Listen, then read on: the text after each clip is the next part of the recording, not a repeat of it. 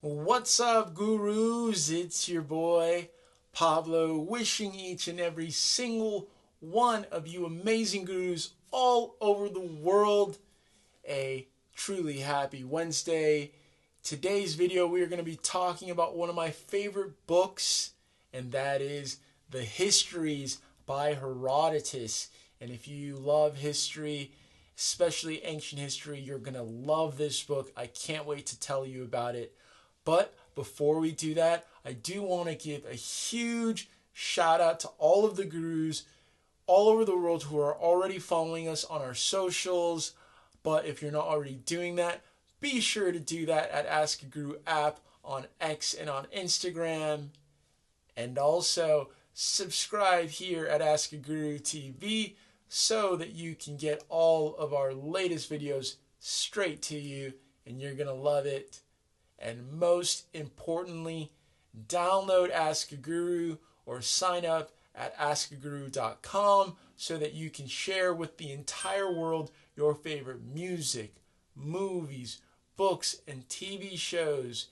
And you will receive the best recommendations to those playlists and lists, and they will be truly life-changing recommendations. You're going to love them. And actually, thanks to you gurus, my life is getting so awesome. As you can see, I've got the Four Lovers album, a very rare vinyl album that just came in today, and that is from one of my now favorite bands from Japan, and that is Lamp. And I discovered Lamp right on Ask a Guru, and that was curated by Sunday Limes. I will never forget Sunday Limes, and Sunday Limes is a legend forever for turning me on to Lamp. And so shout outs to you gurus. The gurus who have been posting today, the playlists today have been amazing. I'm overjoyed. I know that we have something so special, and that's because you, the gurus, and all that you're sharing. So please keep up the curation, and we love it. And we've got so much great stuff coming your way. And so with that, speaking of great things coming your way, I am so happy to tell you about the Histories. If you've never heard of the Histories by Herodotus, Herodotus is considered the father of history.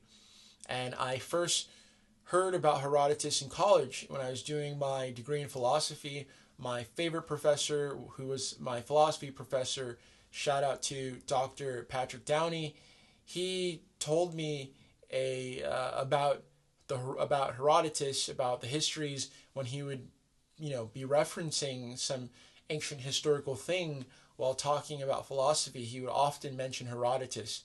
And so that was my first time hearing of Herodotus.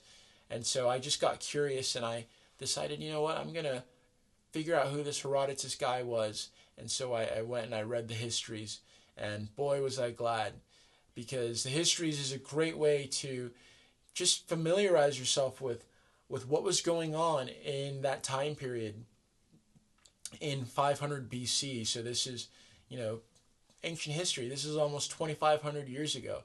If you were ever curious what was going on, the Histories does a very fascinating job of describing what was going on and what had happened prior.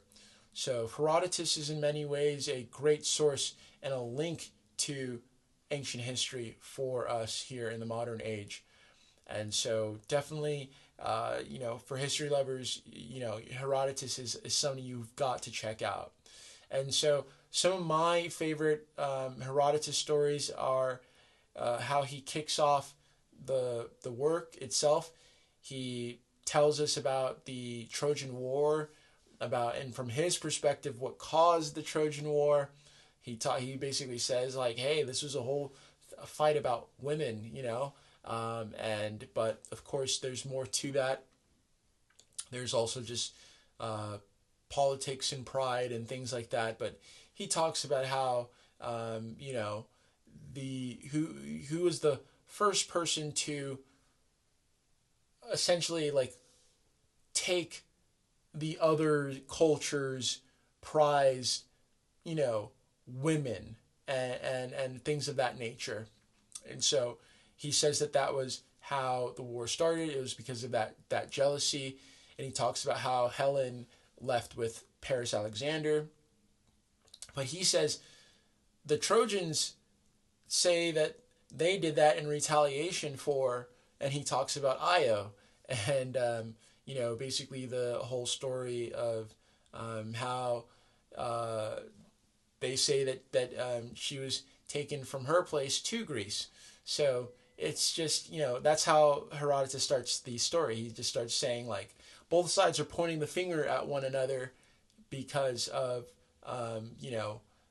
basically they're saying throughout history, that there's some kind of feud that is ultimately about women and people retaliating or feeling that they need to defend the honor there of the aggrieved party. And then he goes on to talk about other things. He talks about the Jason and the Argonauts, about how they went on the expedition to find the golden basically sheepskin, and how Medea helps Jason and the Argonauts steal that very, very prestigious treasure. And so he mentions that. He talks about and how those people, that generation, they are the fathers of those who later went on to the Trojan War. So he talks about how Ajax is the son of Telamon, and how Achilles, who was the cousin of Ajax, was the son of Peleus, and how Peleus and Telamon were basically like brothers. And so he talks about all of that, which is very fascinating. And so and he after mentioning the Golden Fleece, about Jason and the Argonauts, he talks about Cyrus the Great later on in the book, about how the Persian Empire rises, and the incredible character of Cyrus the Great. For him to be able to pull all of that off, he had to be a remarkable character. And Herodotus really paints the picture of Cyrus as a tremendous leader, really, and not just a great leader, but a truly great human, because Cyrus came out of almost nowhere, and he by force of his character, he was able to build this empire, and he treated people very well. And in fact, he talks about Croesus, Croesus was known at that time as the richest man in the world. He had so much gold, he didn't know what to do with it. And so Herodotus tells many funny stories about Croesus, but one of the stories about Croesus is that he was spared after being conquered by Cyrus the Great. And so Cyrus the Great takes over Croesus's land after Croesus goes to the Oracle of Delphi and inquires, says to them, "Hey, I hear about this, Cyrus guy. Who's going to win in a confrontation between our two nations?" And the Oracle of Delphi is always clever, never gives a straight answer, always gives an answer that can be interpreted, both ways. And Croesus ultimately, assumes he's going to win and ends up losing his entire empire. And as he's getting ready to be dispatched, let's say, he cries out, "Solon, Solon, Solon!" And Cyrus the Great inquires, why is he saying this? And ultimately ends up sparing Croesus, and Croesus becomes one of Cyrus's basically advisors. And so you see there that Cyrus, he's a very merciful, a very great man, great leader. And so this comes to us by Herodotus. There are some other accounts that mention this story, but Herodotus is a very important source of a lot of these stories. And there's a lot of great ones about Croesus. Another one that I love is about Croesus basically trying to boast to Solon, who is named one of the wise men of the world, one of the 7 sages of that time period in the world. You will maybe have heard of Solon as the ancestor of Plato, and Plato mentions Solon in one of his works, in the very beautiful work Timaeus, which is about Atlantis, and that's a whole nother story that I can't wait to tell you about at some other point. But basically, Solon is traveling the world, and Solon visits Croesus and Lydia, and Croesus invites Solon to dine with him. But Croesus, when he gets to Sardis, which is the capital of Lydia, it is such a rich city, and people are so decked out with gold and jewelry that he doesn't know who the actual king is. Imagine that. You get to a city and everybody looks like the king because of how decked out they are. And so Solon is like effectively going like, "Hey, are you the king?" And people are like, "No, like I'm not the king," and because they look like the king because they're so dripped out. And eventually Solon finally gets to Croesus, the king, and when he sees him, Solon is disgusted because by the description, Croesus is so decked out in jewelry that it is repulsive. And he uses the word gaudy. And gaudy means like basically so ornate and so decked out that it is offensive, because he's wearing so much jewels, so just lavish, that it is actually, at some point is a turnoff. And so that's how Solon describes it. But anyway, Solon and Croesus have, dinner. Croesus is showing him all of his jewelry, all of his wealth to try to boast. And he's effectively trying to get Solon to say that he is the most fortunate man to ever live. And basically, Solon isn't biting. Solon is just like treating him like a normal human being. And so Croesus asks him, "Solon, please tell me about the most fortunate man who has ever lived." And Solon basically tells him a series of stories. He tells him 3 different individuals, and none of them have anything to do with wealth, but all of them have to do with basically people who served their community. And so I think that's a really wonderful story. And eventually Croesus just basically gets frustrated and kicks Solon out and goes like, "You don't know, you're not as smart as people say you are," kind of thing. Only to, at the very end, he cries out, "Solon, Solon, Solon," after he's lost it all. And he's at the mercy of Cyrus the Great.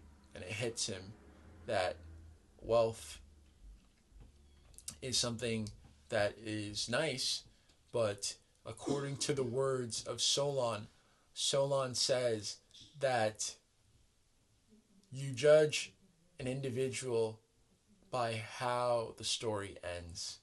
And so Croesus at the very end is screaming, "Solon, like, Solon, you were right. I was the richest man, and here he is at the mercy of Cyrus, and Cyrus spares his life." And so, anyway, there are so many great stories throughout the entire work, and those are just a few little tastes. But hopefully you can see why I love this book so much, because it's filled to the brim of so many stories, and paints a very picture of colorful characters and stories that they don't tell us about in school. But you will find that the world is a very fascinating world.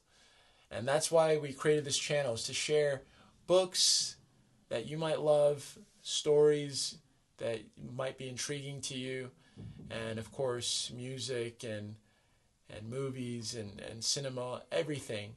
All the great art here lives at Ask a Guru. And so if you like my description of the histories in Herodotus, please give it a read. Let us know in the comments what you think about it, and also recommend to me other great history stories that I should read. I will definitely check it out and I will let you know what I think. So be sure to contribute to my reading list. You will find the histories in one of my reading lists. I will go ahead and drop the link to it later in the chat. But I can't wait to see what you share, your favorite books, music, movies, anything. Post it on the platform. So go ahead and download or sign up at askaguru.com. Download the app. And also be sure to like this video, comment, let us know what you think about those stories, what you think about Herodotus so far, and also be sure to give us a follow on X and on Instagram at Ask a Guru app. Remember to subscribe here at Ask a Guru TV. We've got so many great videos coming your way. And again, shout out to all of you gurus. You guys are so awesome. And also, shout outs to AJB94 for all of your great feedback on our videos.